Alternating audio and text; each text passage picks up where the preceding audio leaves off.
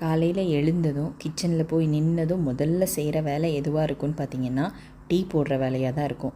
டீயை போட்டு ஆற வச்சு கப்பில் ஊற்றி வச்சிட்டோம் அப்படின்னா பசங்க அதை குடிச்சிட்டு கிளம்ப ஆரம்பிச்சிருவாங்க. காலை சாப்பாடு மத்தியான சாப்பாடு இன்றைக்கி என்னென்னு பார்த்திங்கன்னா தோசை, சாம்பார், மசாலா ரைஸு, அப்புறம் ஃப்ரூட்ஸுக்கு பப்பாளி பழம். இது அவ்வளவும் இருக்குது.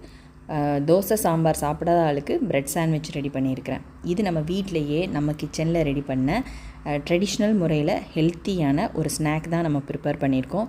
இது கொக்கோ அடா, பியூராக தேங்காய் பால் எடுத்து அதில் செஞ்ச ஒரு ஸ்வீட் ஐட்டம். இது ஹெல்த்தியான ஐட்டம்னே சொல்லலாம். இதில் நாட்டு சக்கரை தான் நம்ம யூஸ் பண்ணியிருக்கிறோம்.